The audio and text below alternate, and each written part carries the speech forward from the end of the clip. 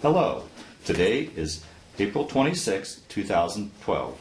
We're meeting today with Mr. Crowell Werner at his home in Fort Collins, Colorado. My name is Brad Hoops. I'm the interviewer for the Northern Colorado Veterans History Project.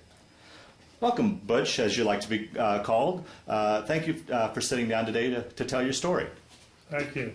Let's start out, if we could. Tell us a little bit about yourself, your date of birth, where you were born, a little bit about your family. I'm Crowell B. Werner. I was born 3 March. I'm sorry. I was born 9 March. Was it 3 March or? 9 March. 9 March 1920 in St. Louis, Missouri on Goodfellow Avenue. As an infant, I was transferred, when my father was transferred to a little off-field town in Breckenridge, Texas in 1920, and he started up the Lincoln Tank Company and later the Werner Tank Company. I went through school in Breckenridge, graduated from Breckenridge High School in June of 1937 and attended Texas Tech University for approximately 3 years before I went into the service. Well, if I can interrupt you, Butch, we'll back up a little bit. A couple questions I'd like to ask before we get into your service record. Any brothers and sisters? There were 6 of us, 5 boys and 1 girl. We had Walter, Addison, Patrick, Crowell, William Thomas, and Elizabeth. Okay. Period. Okay. I was number 4 out of 6. Okay. An interesting thing during high school days was that we had a infantry rifle company of the Texas National Guard 36th Division, and I was in L Company. I was an underage high school kid with a population of approximately 5,000 people. It was difficult to get a full infantry company up to 65 people to go to summer camp with the National Guard. Well, the result is that the sergeant from the infantry company would come to the high school about the 1st of April and recruit high school underage kids to go to camp to fill it up. It was surprisingly enough in that the company commander was a chiropractor, a captain from World War I. He happened to be my scoutmaster, and when I went to join the guard, the sergeant told me, "Kid, you go in and tell the captain that you're 18. Well, he was my scoutmaster, and I was an Eagle Scout, and on my honor, the trustworthy, I cannot tell a lie. So I go in and said, "Captain, I'd like to join the guard." He said, "How old are you, son?" I said, 16. He said, "Sergeant, take him outside." Anyway, the sergeant tells me again, "You've got to tell him." So I go back in and he said, "How old are you, son?" I said, 16, sir. You've known me all my life. "Sergeant, one more time." This time, 18, I was in. All right, enough of that. Now, I was studying chemical engineering at Texas Tech. I had to do two things. My financial condition was such that my father could not afford to send me to college. And of the of the 6 kids, there are only 2 of us that had college degrees. My sister has a master's and I have a master's.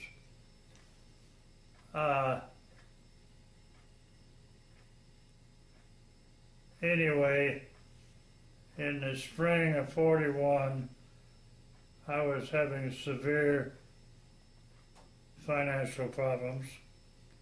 I was also having some educational problems. But I went by an Air Force, at that time Army Air Corps recruiting station, and here was a big splash about the aviation cadet program, so I decided I'd give it a try. Now, prior to that, had you ever been up in an airplane? No. Okay. Now,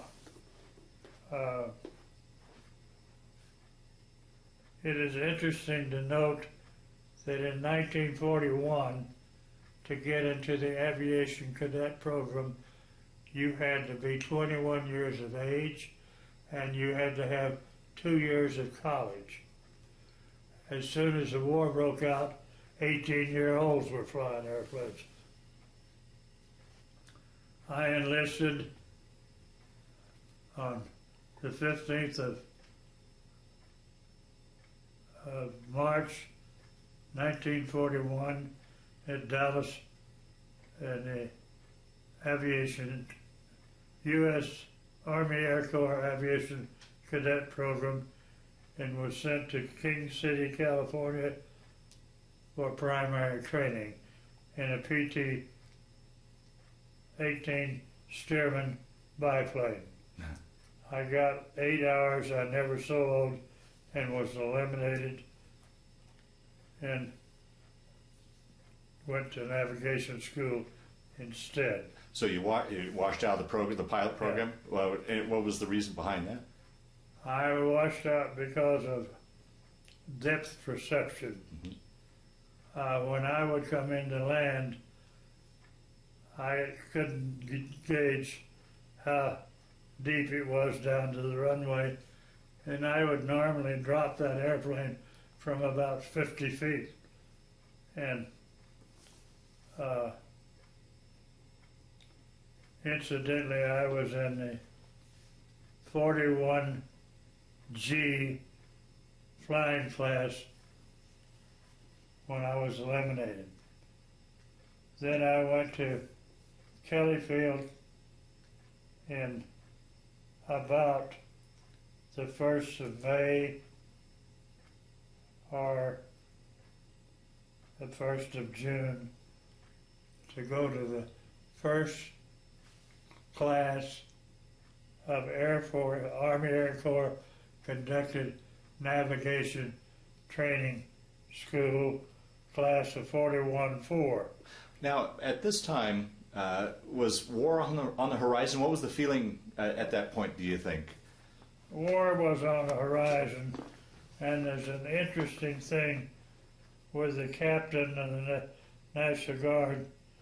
He knew that I got $1 a month for attending drill.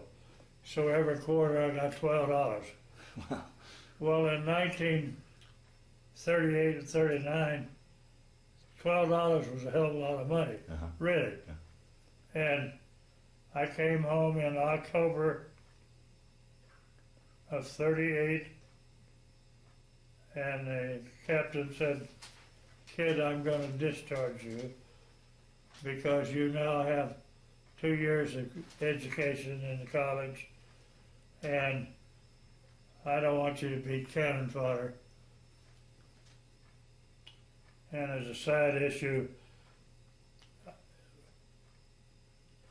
our company of 36th Division, Texas National Guard, went into Salerno, Italy, and only 30 of us came home. Yeah. I wasn't in there, but Wow. I mean, he had saved my There's ass. a bullet dodged. Yeah. Okay. I went to navigation school at Kellyfield. I graduated approximately September or October, and I would have been commissioned ahead of my pilot training class, so they held me back, and I served on active duty in the Army Air Corps as an aviation cadet for about September to January. When the war broke out, I was an aviation cadet navigator delivering an airplane to Romulus, Michigan, and part of the delivering B-24s, and part of the problem with the Lend-Lease problem was we could not fly from the U.S. into Canada. We had to fly to the international date line and tow the airplane across. Anyway, I was in the landing pattern when we found out the Japs had attacked Pearl Harbor. Oh, wow. There was, when we landed, obviously there was nothing but utterly mass confusion. Sure. Because shit, we thought the Japs were going to land in California, and you know. Anyway, they turned us right around, and the airplane we were delivering to the British in Canada, which was the liberator called the LB-30, which was the British version of the Air Force B-24. We were immediately transferred to Travis Air Force Base in San Francisco. We went, we had a maximum range, as best I could call, was about 500 miles. We'd go out from Travis looking for submarines or military invasion fleet. The only trouble was we were flying LB-30s. We couldn't put our bombs on their bomb shackles because they didn't fit. But our purpose was primarily to detect any fleet that was out there. Well, anyway, they moved us all up and down the line. And like I say, my pilot class was commissioned on the 7th of December, 41. But because I was moving around, they didn't catch up with me to commission me until the 24th of January, 42.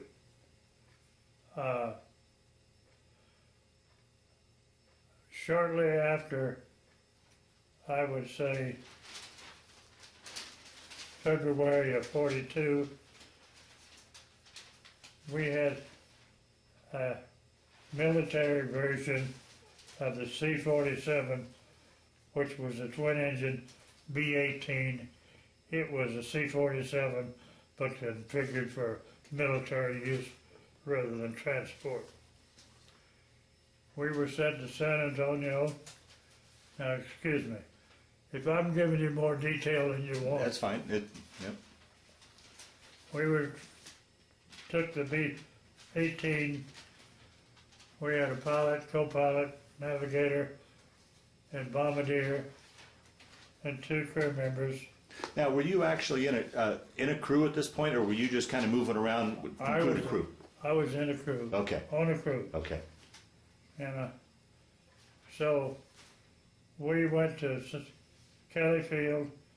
They did some modifications of putting what was called the LAB, low altitude bombing equipment, and we had a tube sticking out the back end of a B-18, and when we would fly over a metal object in the ocean, we'd drop a bomb from.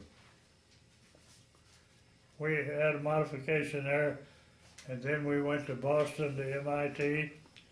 At MIT, they taught us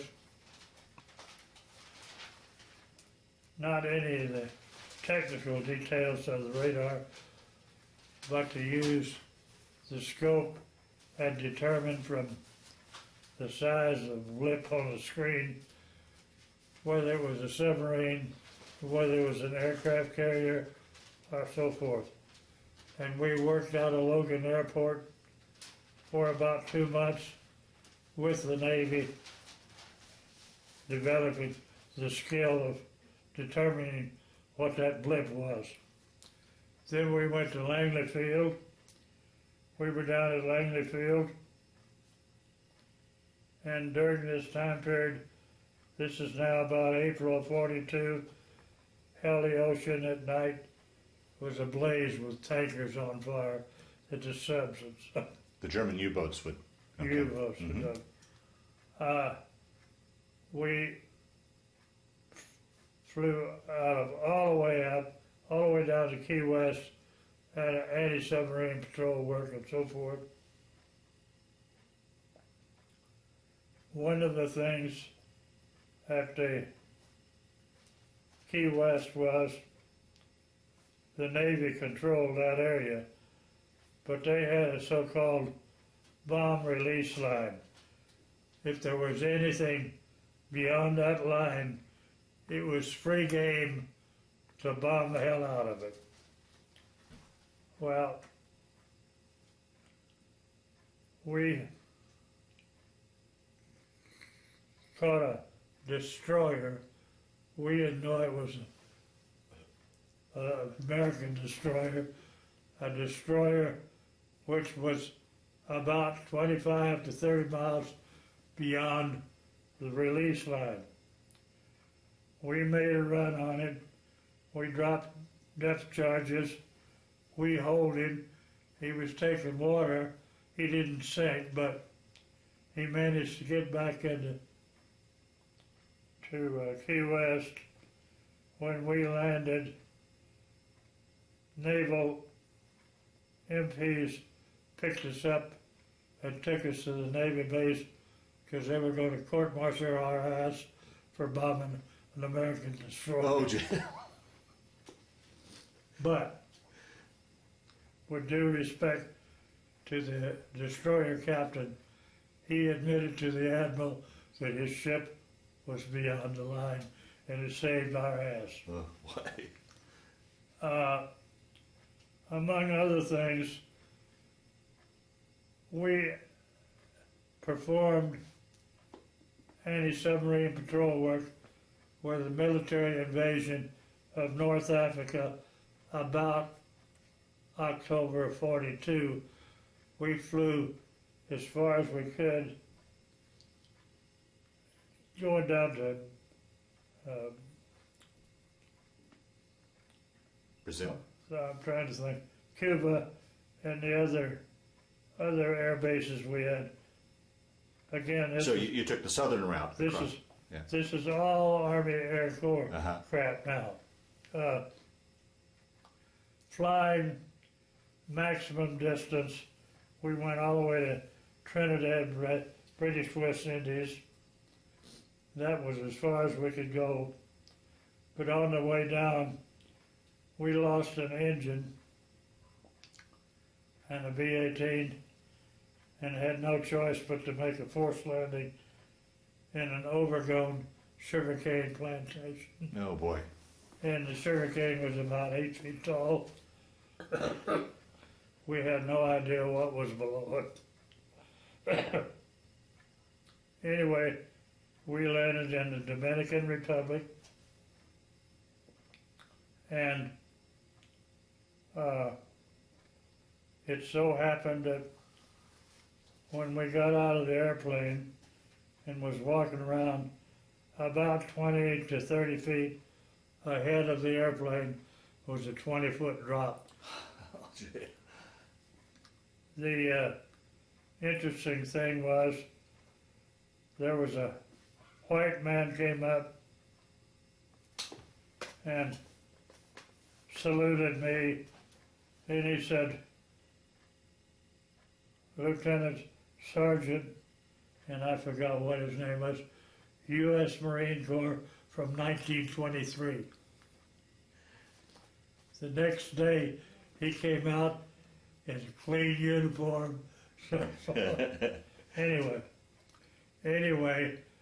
they paid the natives a nickel a day to cut out sugarcane and stamp out the runway barefoot. And the protocol officer from the Ciudad Trujillo came up and told us that we would have to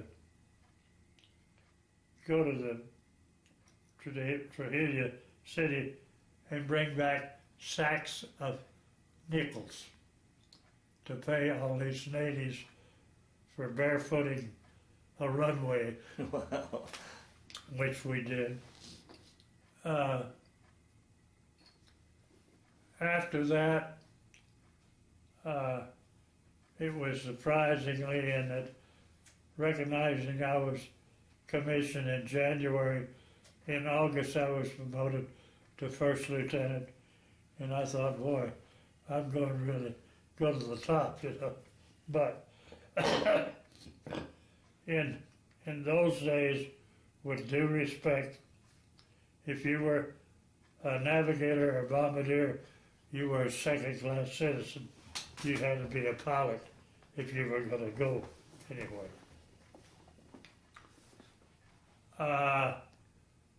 We came back from escorting the invasion fleet. So you continued on then over to Africa? No, Oh. we got to Trinidad. That's as far as we could go Okay. because of our range. Oh, okay. Okay. We came back to Langley and converted to B-24s. They installed low altitude radar, the very first radar that was developed.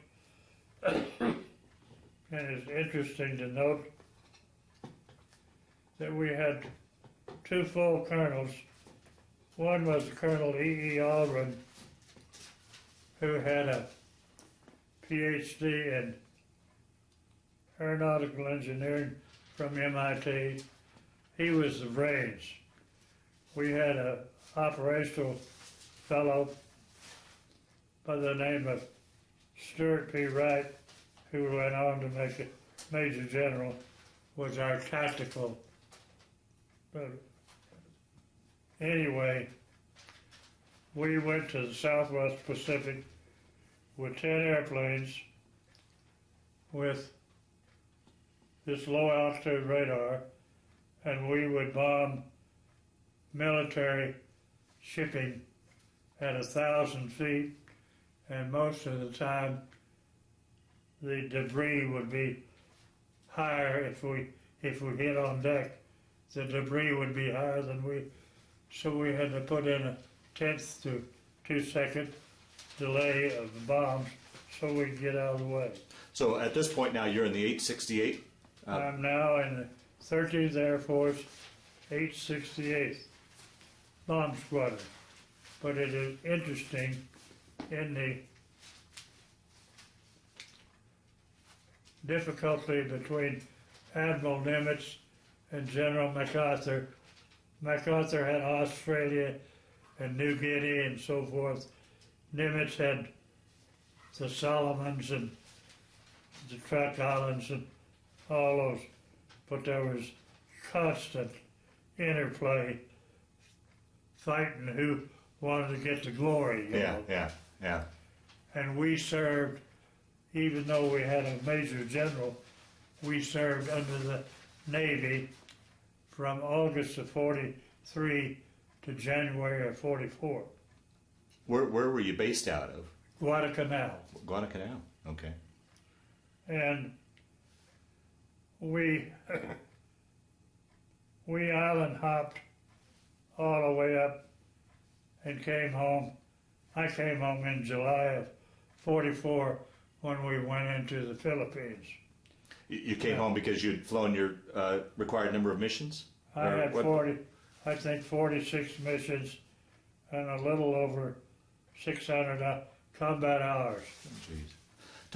Can you talk a little bit about some of the missions you went on and some that stick out in your mind? And well, it was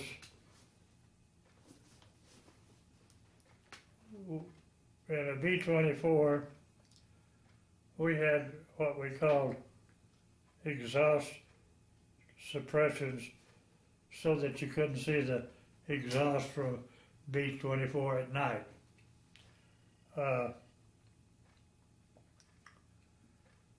When we first went over there, for the first 3 months, if we made a run on a cargo ship or a troop transport or destroyer, for the first 3 months, we could make run after run after run, because they didn't think we could see them.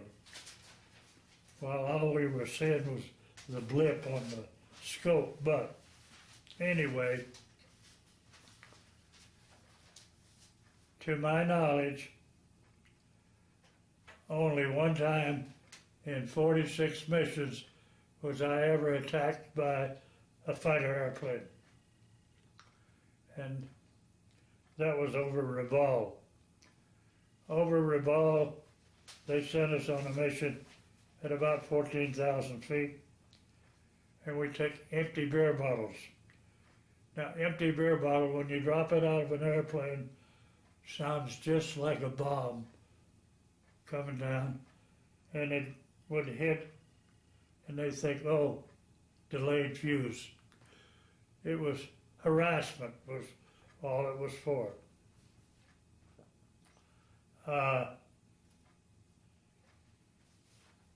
To my knowledge,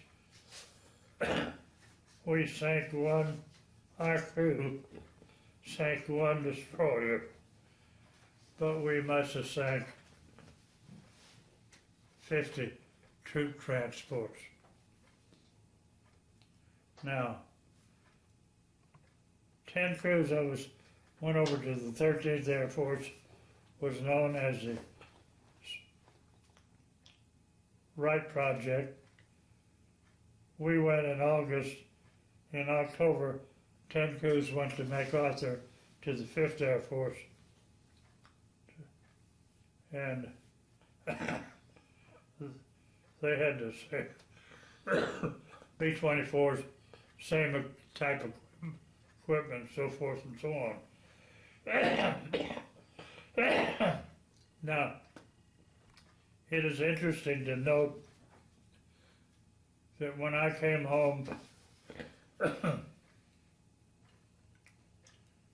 in July of 44 or thereabout, I was sent to redistribution center at Miami, and they reassigned me back to Langley Field to be an instructor on radar, and I didn't want it. And Colonel Aldrin had told me when he took us over in August of 43 that if we ever needed a job, to call him. Well, I called him and he said, well, come on up to Wright Field. I said, but my orders say go to Langley. Don't worry about it, I'll take it. I reported to him to run his navigation department of the all-weather flying division. And in Christmas of 44, he invited me to go to Montclair, New Jersey to spend the Christmas holidays with his family. I don't want anything in the thing about, but he had an idea I might make a good son-in-law. Buzz Aldrin was a sophomore in high school. I'll be darned. Okay, that didn't work out. But anyway, I worked for him until August of 1946, at which time I entered the Air Force Institute of Technology and got a 2-year aeronautical engineering degree. One interesting thing was, between entering the Institute, I was a navigator on a C-54, which had a bunch of scientists. We called it the Army Air Force's Tropical Science Mission. And we were thinking of finding locations to store excess war material throughout the Far East. Surprisingly enough,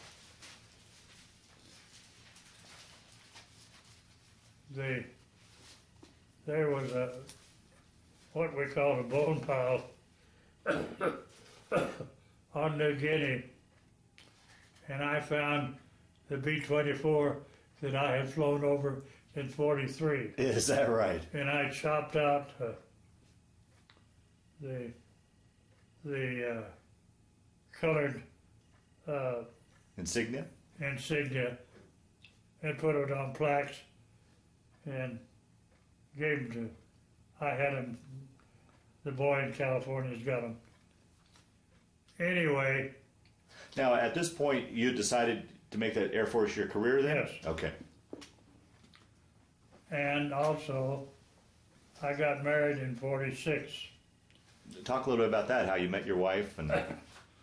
Okay, at the right field, they didn't have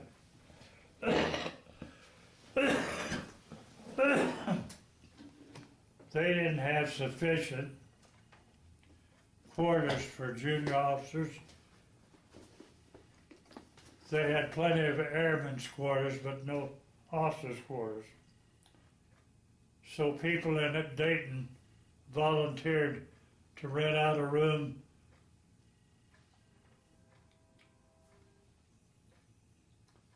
and I lived about 15 miles from the air base, about 2 blocks from the Wright brothers' home in Oakwood, Ohio.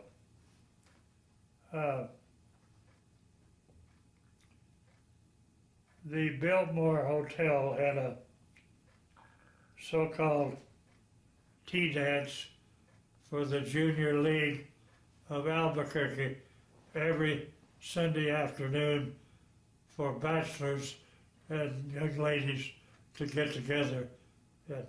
Now, you said of Albuquerque. In Dayton. Yeah. I'm sorry. Yeah. Dayton Biltmore. Mm-hmm. Anyway, I met my wife's best friend, and through Mary's best friend, I met Mary. But I love to play bridge, and the one gal that I first met and went with lived 20 miles across town, and it was a hell of a ways to go for a date back and forth. And so Mary lived within about 3 blocks of where I lived. Huh. So we got together, and that's how I met her, through the Junior League tea dance. Okay. Where were Okay, after graduating from the Institute of Technology with an aeronautical engineering degree, I thought surely I would be assigned to scientific laboratories there. But at that time, we were having a hell of a time with the B-36 program in SAC, and SAC was very short of navigators, so I had to go to AOB school to California, Aerial Observer School, 1037, radar operator, navigator, bombardier.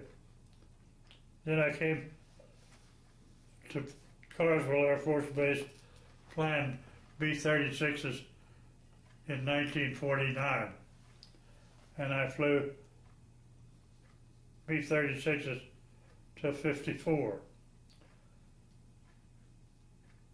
Every year, the Institute would send out a flyer to graduates of the Institute. Are you using your technical knowledge? Are you happy in the service? So on and so forth. Every year, I said, hell no, I'm not. And I was getting good promotion ratings and was going to get promoted to lieutenant colonel. And anyway, lo and behold, out of the blue, here comes an order transferring me out of SAC back to Wright-Patterson. And I was at Wright-Patterson from 1954 to 1959, when I was transferred to Andrews Air Force Base to the Air Force Systems Command. I served from 59 to 65 at Andrews, and lucky as hell got a full colonel that sponsored me, or I'd have never gotten promoted to full colonel. And I was promoted to full colonel in November of 44. 64? November of 64. I was promoted to colonel. I was 44 years old. I was transferred to Kirtland, and Kirtland was the pinnacle of my career in the Air Force, in that I was director of all flight test activities and all engineering activities, and had something like 3,500 to 4,000 people under me. Mm. It was a hell of a job. And I even thought I might get a star out of it, but anyway, I served from 65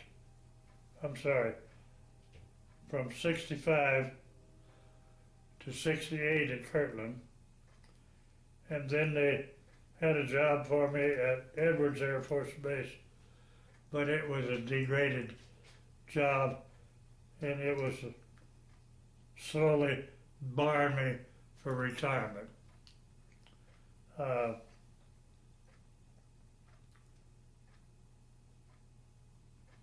I served at Edwards from 68 to 1st of April 71, which time I retired. Now, Retired by choice, or were you ready to retire at that point? and even today, if you serve 28 years and you're a lieutenant colonel and you have not been promoted to colonel, you're forced out, you're mandatory retired. If you're a full colonel and you have 30 years of service and you don't make general, you go out of it. Okay, gotcha. And anyway, the job at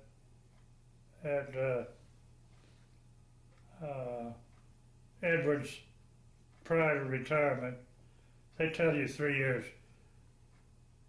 You either got to retire or you'll be forced out. And it was a degraded job, but I had, the youngest boy was a senior in high school. So anyway, it is interesting to note that when I was commissioned to Muroc bombing and gunnery range of the U.S. Army Air Corps. Okay, that's in January 42. In April of 41, I'm retired as a colonel at Edwards Air Force Base because Muroc became Edwards. Oh, is that right? Wow. It's very unusual. So it came full circle, really. Unique. Yeah. The guy was commissioned and Yeah. retired at the same base. Yeah, yeah. After retirement at Edwards, I was retired 1st April, and I hung around. They didn't need my quarters, and I hung around till the boy graduated from high school. And incidentally, when I retired, Buzz Aldrin had gotten out of the NASA program and was put in charge of the Air Force Flight Test School, and he took my quarters at Edwards. Is that right? After retirement, I went and sent out about 70 resumes. I'll tell you what, Butch, let me interrupt you here. I'd like to go back and ask you some questions about your military career, and then we'll move Okay. forward and talk about your post years. Well, Butch, let's go back now to Southwest Pacific during the World War II. Talk a little bit about life there, your living conditions and such. Well, before I get to the Pacific, in 42, when we were being moved all around doing patrol work, I never lived in anything but a tent. And Muroc Army Air Base in those days was colder than hell in the wintertime. Yeah. It was cold. We had a floorboarded tent, had walls up on it. Now, when we went to the Pacific, in the 11 months or so that I was in the Pacific, with the exception of rest leave in Australia and New Zealand, I never lived in anything but a tent. And it was bare and could give you an idea of the types of things. On Guadalcanal, we had what was known as Engine Charlie. The Japs would send an airplane over every night Just to harass you. to harass us. And of course, when he came over, we all went to the dugouts. It is interesting to note that one night our intelligence officer jumped into a trench, except he straddled a pole that was across there, and his nuts got this big. Oh, boy.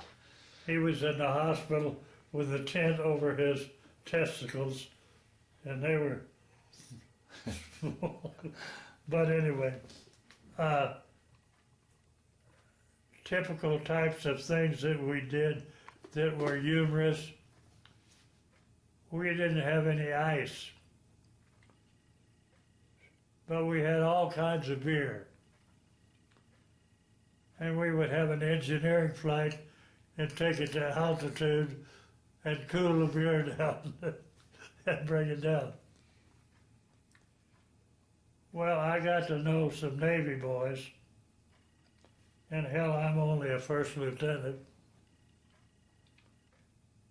And when we went on rest leave, we'd go to New Zealand, and we were issued a ration of maybe, we would be down there 10 days, we might get a case of whiskey per man.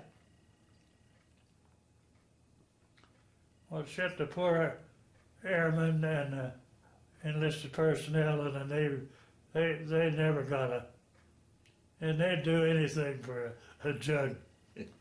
So one day, the major put me in charge of a grass shack that we call the Officers Club. And so I went around and found a chief petty officer and told him that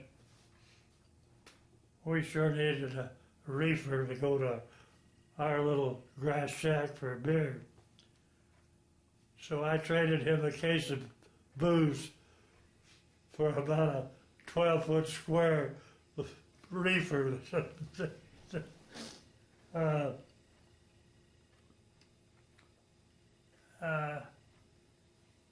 When it rained, it was horrible. We had all kinds of lizards and stuff, and nothing ever dried out. Your uniforms were a mess, and we finally learned to leave our uniforms in New Zealand. And if we got back, fine. If we didn't, fine. I would say that New Zealand was a young bachelor's paradise in that all the young men were in Africa, and the only people, the only males around were older people, so we had our pick of the girls. Yeah, yeah. And they were hungry too. Well, it must have been exciting. I mean, go ahead. I'm sorry. Go ahead. It was something that people might think that the New Zealanders and the Australians were whores or prostitutes, but they weren't. They have a different philosophy of life. If they're hungry and they want sex, they go to get it. Yeah, yeah. And they're not like, forgive me, the American women. Yeah, I mean, yeah, yeah.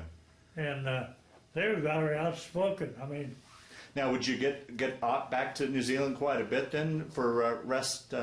well, you see, we flew nothing but 10 to 12-hour missions. Yeah, And as soon as we got 100 hours of combat time, we got to go on rest leave. And I went to New Zealand probably 4 or 5 times, and Australia two times. I like New Zealand a lot better than I liked Australia. well, that must have been really fascinating because, I mean, here's this boy from Texas that growing up probably didn't travel too far away from home. Now you're halfway around the world. These exotic islands and New Zealand, Australia. It must have been a fascinating time for you. And it was very unusual in that the New Zealanders were a very friendly people. The Aussies were somewhat standoffish. But, for example, you know, you can chase the girls so long and then you're tired for a while. But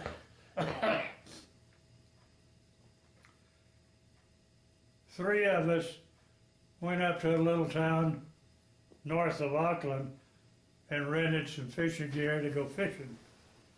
And we got into this little town, and we went out, and the rules were you had to use artificial flies. You could not use any live bait. And I don't know how it is now,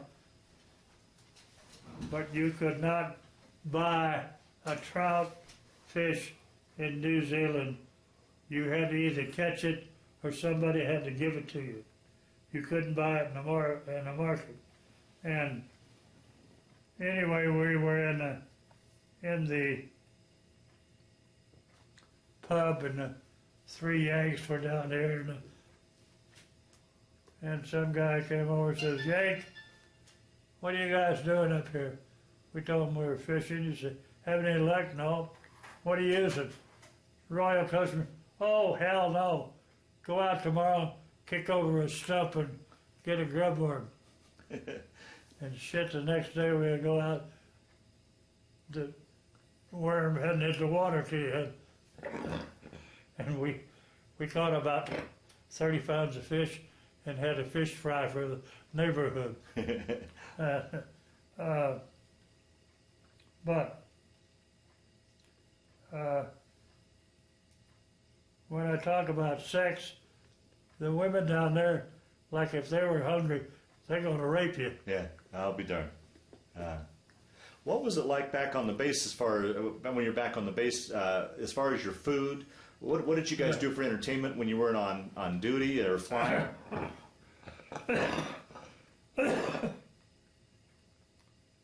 We had a movie nearly every night. And even if it rained, we sat through the Is that right? wide open spaces. We just had a bunch of concrete, not concrete, but coconut logs around the screen, you know. And there wasn't very much entertainment that you could do. They did a lot of gambling. We shot a lot of crap and so forth. Played poker. Believe it or not, I think as a first lieutenant on flying pay, I think I got $225 or $250 a month. 1 month, I sent $6,000 back to the States. And the OSI went to my commander and said, this lieutenant's in the black market. And they said, why? And he said, well, he sent $6,000 back home. And the major says, and part of it was mine. But anyway, believe it or not, to me, that was a hell of a lot of money in 43 and 4.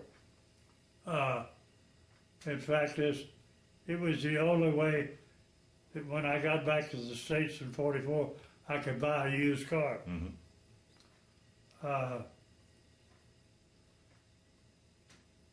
The living conditions were absolutely horrible. The food situation was most difficult. The supply people had not learned to break up. If you had a cargo vessel, you might have had it full of Spam. Nothing but Spam. The next one, a cargo of peas. The next one, potatoes. And they didn't have like maybe a half a hole of potatoes, a half a hole of potatoes. And if you, at one time, we had lamb's tongue in cream sauce for 2 weeks because that's the only meat we could get.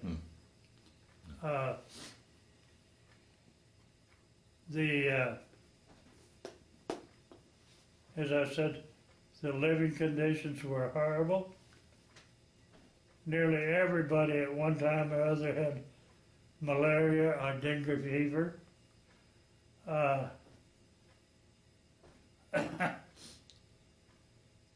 And hell, at night, if you didn't have a little breeze, it was hell trying to sleep out there. Living conditions were horrible. Well, how do you think you made it during that time? I mean, you look at it; the living conditions were awful. You were in terrible environment. Food was awful. You probably weren't getting proper sleep. I mean, any one of those conditions, I would think, could bring a man down. But you had all of them all in addition to the umbrella of war on top of it, how do you think you made it through that time period? Well, I don't think you can figure it out other than say, boy, I was lucky. I'm sorry. I don't mean to be facetious. And hell, there were times when your crew would be scheduled to take off, let us say, at 6 o'clock at night. And all during the day, your crew's happy. They may be playing bridge or poker or whatever, or they're sacked out trying to get sleep and they go down and start to climb on the airplane, and they're bushed. Oh boy! I mean, that happened all the time, and then you would go out on these long missions on top of it. Well, yeah, but they usually had medical personnel watching you load up an airplane, and they could tell whether old Butch was up to snuff or whether he ought to be replaced, you know. Fortunately, to my knowledge, I might have missed only 3 or 4 of my scheduled flights in about 8 months. My bombardier, who was one of my best friends from Buffalo, New York, flew the truck, and he never came home. We don't know what happened to him. He was substitute bombardier for somebody who got sick. I don't mean to keep moving That's around, fine. but it was an interesting thing. They had an agreement during the war, but any war material that went overseas would not be brought home because it would flood the market and they couldn't sell anything. Well, on this round the world trip that I went from January to April, I went into. What? Now this is after the war, the round the world trip? This is January of '44 to April of '44. After you came back to the States. I'd been overseas, Buzz Aldrin's father, but I had been loaned out to be a navigator to take this airplane around the world. Oh wow! And anyway, in Dutch Guiana, we had about 75 brand new B-24s, gassed up, everything. And it was hell when the war was over with. All they want to do is get everybody home. Fuck the equipment. Yeah. Well, anyway, I was over there, and the protocol guys were negotiating with the Dutch to buy these airplanes at $1 a piece, let us say. And the Dutch said, oh, shit, you don't have the crews to fly them home. You'll have to abandon them. We'll get them for free. Oh, geez. And when I was over there, I saw them taking a bulldozer and push 75 airplanes into the ocean. Wow. Now, what was the purpose of your round-the-world trip? They decided that to hedge against a future conflict, that we ought to stockpile war materials in New Guinea, in the Philippines, in Borneo, in Guam, and so forth, except we were so damn dumb that 2 weeks after you left something out there, it wasn't worth a damn anyway. Weeds would grow up through it. if you didn't maintain the runway constantly, weeds took over, trees took over, and it's hard for us in this part of the country to realize how rapidly trees will grow in the Pacific, Right. in the jungles. And don't get me wrong, we had guys from Bell Aircraft,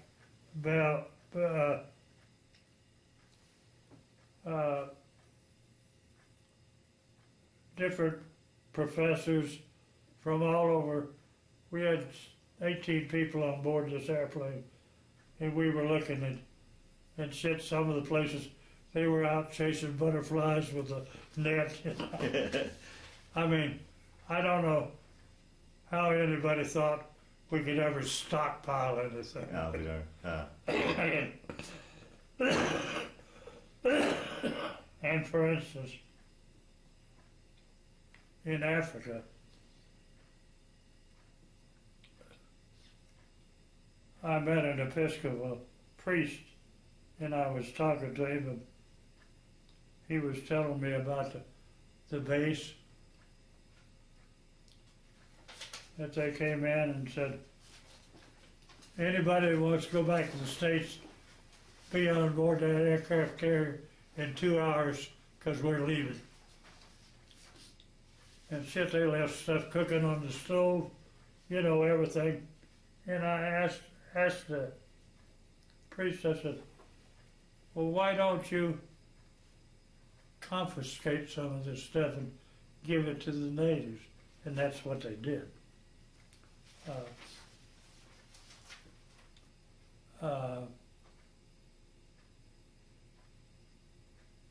It is horrible to think of the deplorable conditions of those people over there. For instance, in China, a PhD in chemistry, and I went into Shanghai, and we were going to stay in a hotel. And we pulled back the damn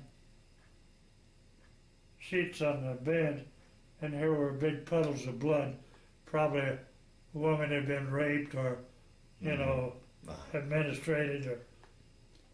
And so we had a rickshaw driver, barefoot, drive us 10 miles out to the base, pulling us in this rickshaw, and we gave him $1 and he thought it was great. Wow.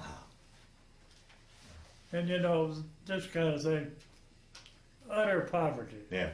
Utter poverty. What else would you? Well, talk a little bit about climbing aboard to arm the atomic bombs. When got notes here about that. Can you talk a little bit about that? Okay. When I went to the B-36 program, the big round bomb that we had a baseball effect.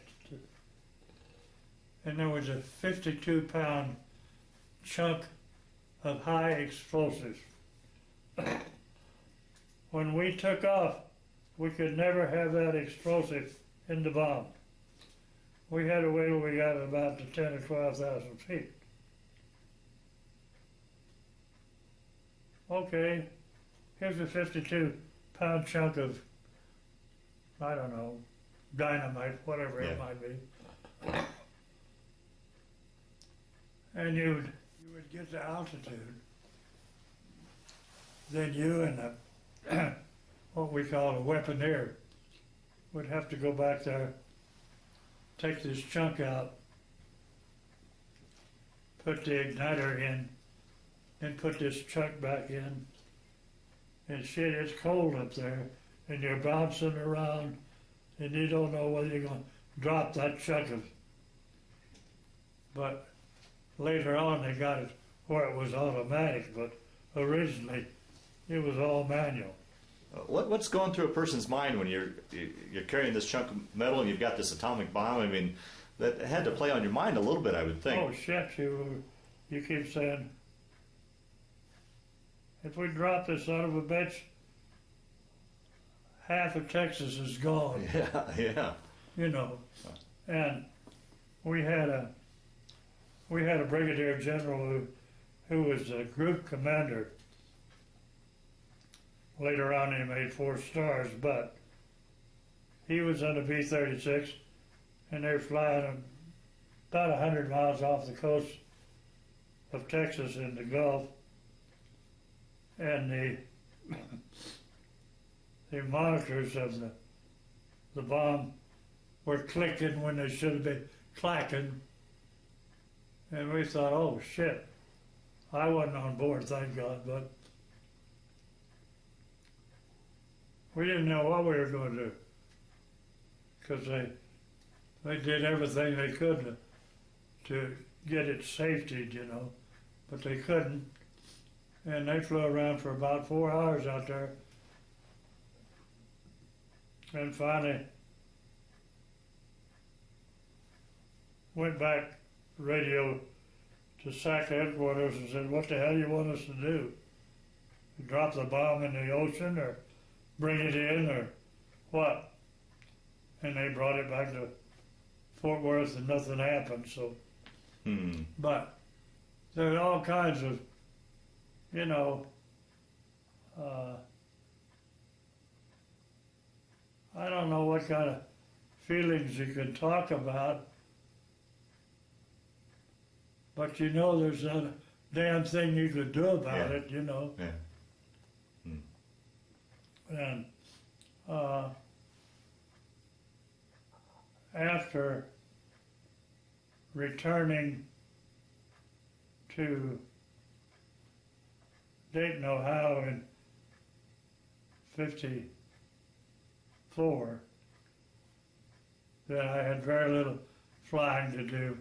I was monitoring defense contracts and things of this nature. And you had a requirement, either as a pilot, navigator, or bombardier. At the end of 5 years, you became a senior pilot or a senior nav or a senior bombardier. At the end of 10 years, you became something else. And at the end of 15 years, you became a command navigator, pilot, or what. And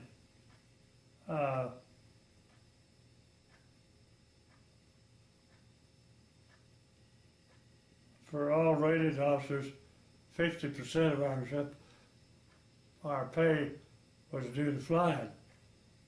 So if you didn't make those benchmarks, they took you off flying status, and you felt it too. Yeah. Go ahead. Yeah, and then getting back to the atomic conversation we're having, I note here that you were sent down to monitor the French testing when they were doing their testing down in the Pacific. Talk a little bit about that. When you went down to monitor the French when they were doing their atomic testing down in the Pacific?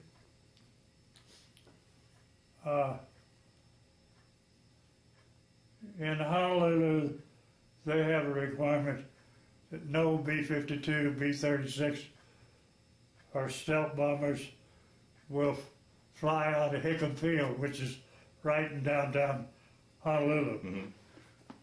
We had to go to what was known as the Naval Air Station, which was about 25 miles north, because Honolulu always thought those airplanes always had a bomb on them. If you ever dropped one, goodbye Honolulu.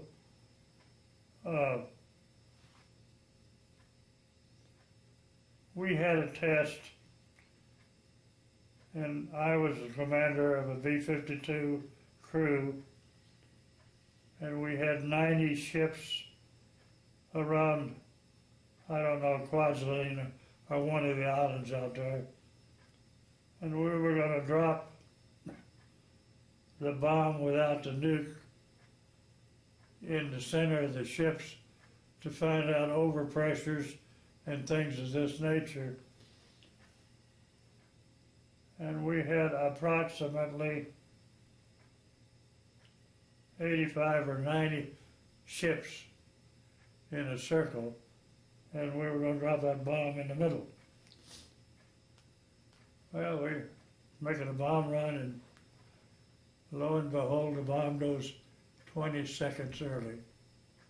And it just fucked up everything. We landed back, and there was a couple of MPs that said, "Colonel, we want you and the entire crew to get on this airplane.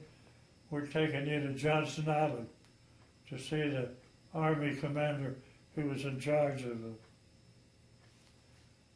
Well, I said, "Are we under arrest?" He said, "No, but I'm not to let you out of my sight." Anyway, they take us out, and we get down there, and the general says, "Colonel Werner, your career in the Air Force is over.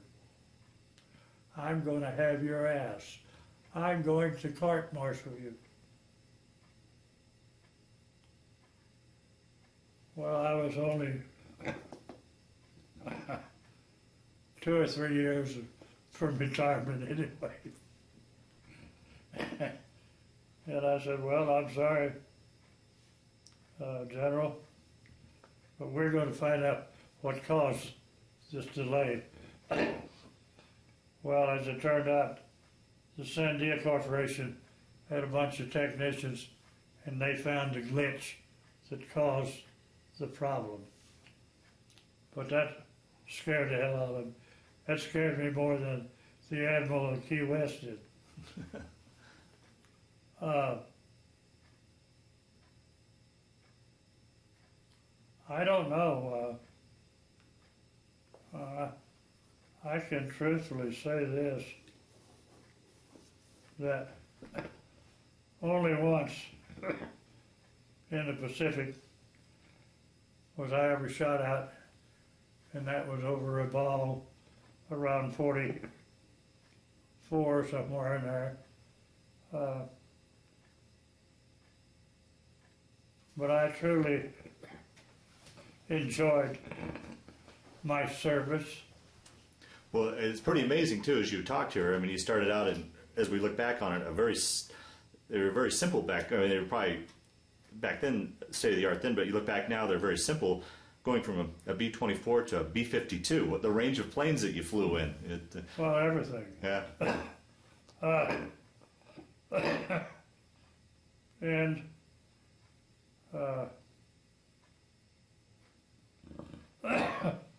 I had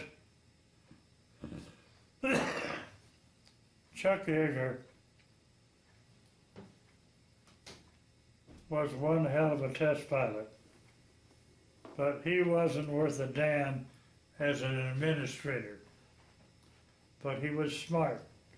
He surrounded himself with some lieutenant colonels and majors that were bright. And if he had an administrative problem, they took care of it. So you were close friends with Chuck then, huh? I knew Chuck. Yeah, I'll be darned. And Chuck would have never made general except for Jackie Cochran. I don't know whether you knew who Jackie Cochran was. Please explain who Jackie was. But Jackie Cochran was a very famous American female aviator. And she had a lot of influence with Congress. And because Chuck had been the guy that broke the sound barrier, she went to Congress and demanded that they make him a general, even though they didn't have a job for him, you know. Yeah. But she's the one responsible for getting him promoted. And he was never going to go any further. Hmm. He was a a donation, shall we say, Okay. you know, Yeah. a reward for something. Jackie Cochran, when I was on my last 6 or 8 months, I was in charge of the golf course at Edwards. And we had a rule that no woman would play golf on Saturday, period. It was for the men. And anyway, the general called me up one day and said, Butch, Jackie Cochran will be up here Saturday and she wants to play golf with you. And I said, well, General, we don't allow women to play on Saturday. He says, she's playing Saturday with you. And I got the message. And she brought out 3 or 4 sacks of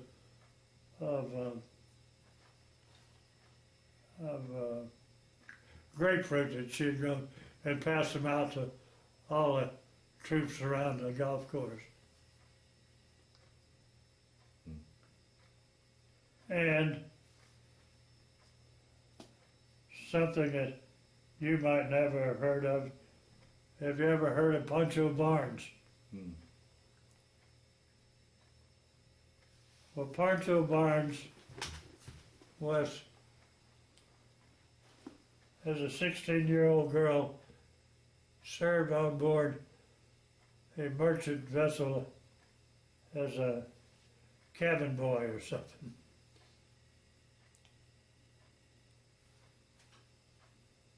And also, as she got a little older, she developed the Pancho Barnes Happy Bottom Riding Club at Edwards Air Force Base. And she would bring starlets up for the weekend to entertain the troops. And she had this restaurant that nearly all the guys stopped at on the way home from work at night and had a drink before they got home. So they asked her if they couldn't have a party and bring their wives out. And she said, sure. So anyway, they put tablecloths on the table and so on and so forth. And the guys were stopping by with their wives and having a drink, and some old farmer came in and said, Pancho, have you still got your German Shepherd? Yeah. Well, he says, my dog's in heat and I want to breed her. Pancho said, bring her on in. They screwed her right in the dining room floor. And when they expanded the Edwards Air Force Base, expanded during Pancho's time, there was a general that didn't get along with her. And he wanted to throw her off the base, but the only way they could get rid of her was they absorbed her restaurant.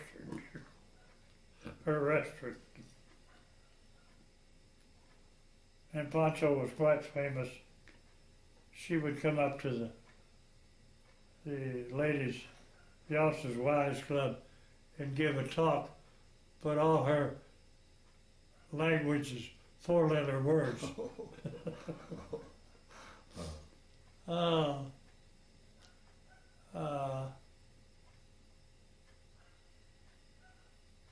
I don't know. You got anything else? Well, why don't we move now into your post-military career? You retired in Okay. 71. Talk a little bit about time after that, and a little bit about family, and we'll wrap up this interview then. Okay. When I retired, like I said, I sent out approximately 70 resumes. I thought because of my engineering degree and my MBA that I could get a consulting job with some of the defense.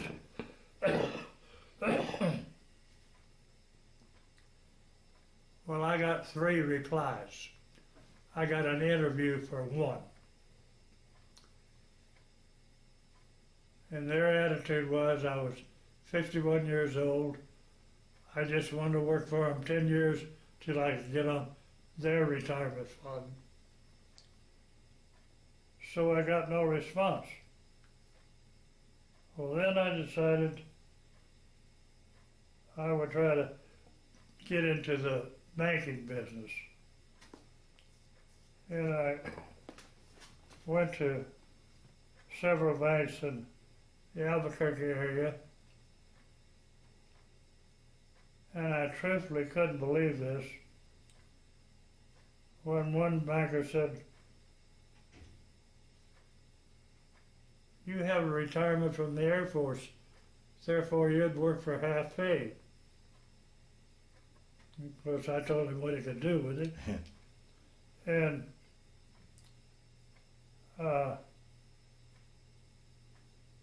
so I signed up to become a real estate agent. And in the course of becoming a real estate agent, I became acquainted with a guy by the name of Don Robbins, who was quite a big builder in Albuquerque, and he needed somebody to schedule a painter and an electrician and a plumber at different houses. So he hired me. And 2 weeks after he hired me, he called me in one day and he said, "Butch," he was an alcoholic. He said, "I'm going to go take the cure. I'll be gone for 3 weeks. You're running the place." He said, "Now Betty will write the checks and so forth, but you'll tell her what to do." Well, shit. I didn't learn everything there was to know about construction. Yeah. But anyway, I had access to his books, and I saw what kind of money he was making. So I went along with it. And as soon as he came out of the cure, I applied for a general contractor's license. And he told me, he said, "Butch, it takes several years to get all this knowledge." And I thought that I would do real well on the financial aspects, but piss poor on construction. It turned out that I knew more about construction than I do about financing. But I started up a little company, and I don't know, I built about 6 or 8 houses. I don't know. We incorporated, and I put these guys on board of directors, and I was a dumb shit because I paid them a director's fee, and I never took a dime for the time that approximately 20 years that I was incorporated, with the result that when I got ready for Social Security, instead of me getting $1,500 a month, I'm getting $8, you know. Mm-hmm. Well, anyway, I built a few homes.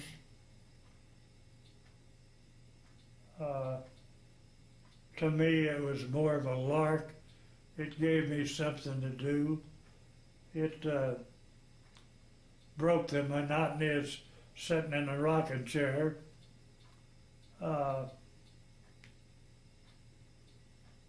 I belonged, the wife and I both belonged to a very first class golf country club. We both played golf. We both played bridge. Twice a week at night we'd play bridge at the club. Again, it was an outlet for us.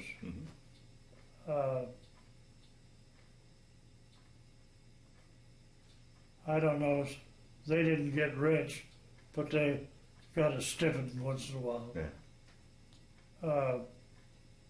And I guess about 91 or somewhere along in there, I said to hell with it. And you got to realize that when I retired, my gross pension was about $1,200. This is in 71.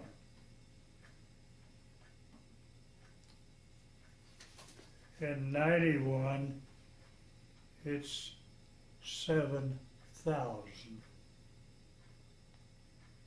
So I said, what the hell should I be working? Yeah. You know, and forgive me, I got tired of saying, hey Butch, my plumbing isn't working, or the painter didn't get here. And so I quit. And from about 91 till the time that the wife passed away in 09, we traveled extensively. Oh, wonderful. Everywhere. And we didn't have exquisite taste, but we could afford it. If there was something we wanted to do, we went and did it. Yeah, wonderful. And then I'm a cheap bastard. I won't pay $2 for a glass of iced tea. But, Yeah. but and for instance, when the boys moved me up here,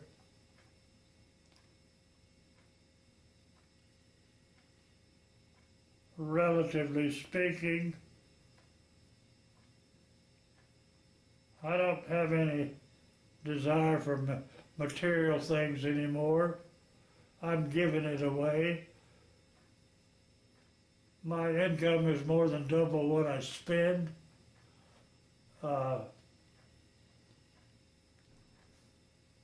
And then I'm a tight bastard, if like a glass iced tea. Yeah. You know, I'm sorry. Yeah. And I just tell the kids, I said, hey, you want me to buy you something? You need something? What else? Well, I think what we'll do, we'll start to wind down this interview. Is there anything I didn't ask you that you wanted to talk about? Any stories that have kind of floated to the top as we've been talking here? And Pat, feel free to inject if there's anything he's left out. So that ideally we've rounded out your story as best we can. Or do you think we've pretty much covered it all?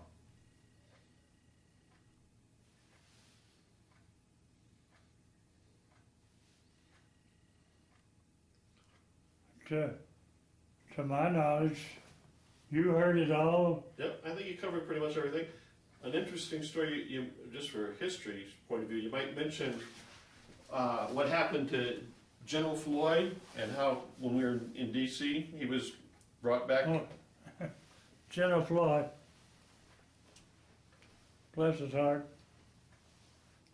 I was stationed at Andrews, and General Floyd was chief of the Army Air Corps or Signal Corps or whatever it was in 37.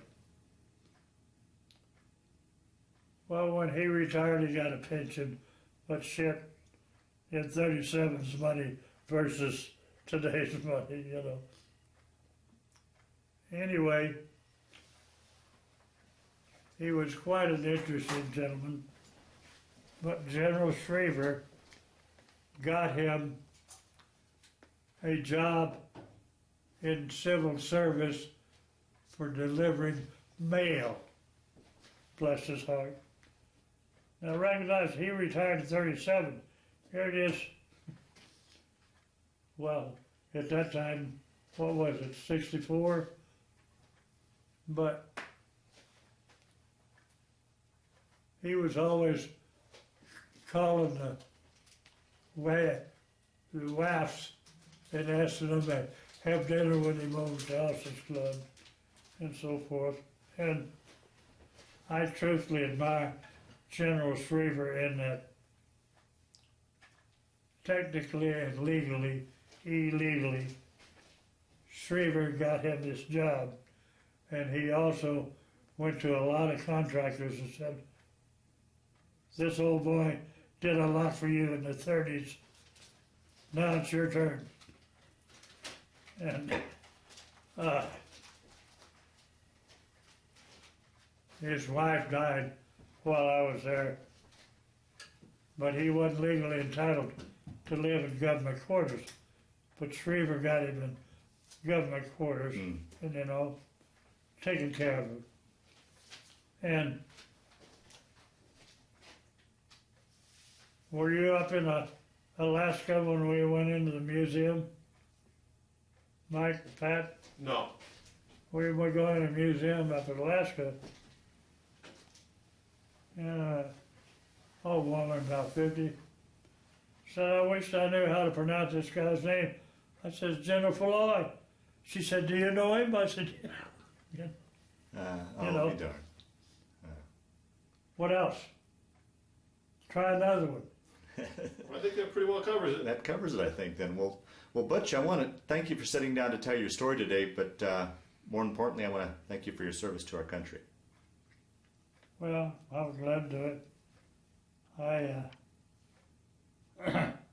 I can truthfully say this. When I retired at 51, I knew I was never going to make a star, but I was happy.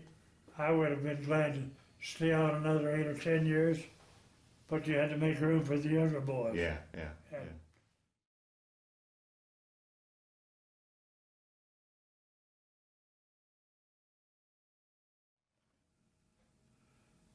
That picture was taken in January of 42, when I was recently commissioned.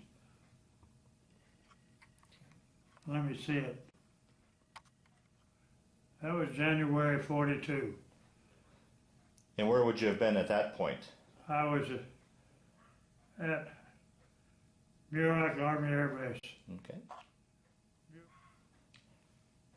That's March of 45, that's all I know. Okay. This- That's probably in 42, late 42. And that's the picture of your crew, and Yeah. this is you right here. And what was the name of your plane? Did you guys have a name for it? Bums away. Bums Away? B-U-M-S away.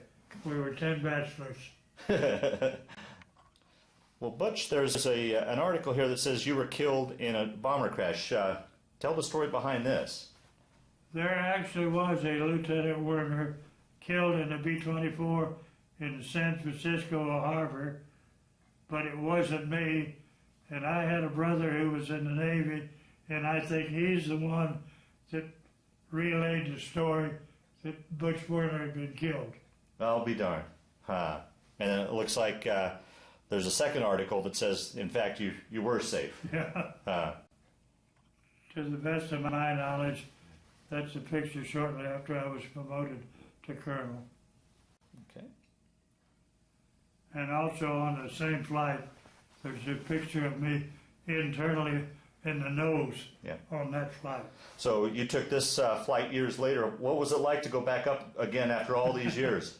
Oh, it was just a unique experience. Yeah. And there were about 6 or 8 people in the back, and they all wanted to get a picture of me because they knew that I'd flown 46 missions. Yeah, right, sure.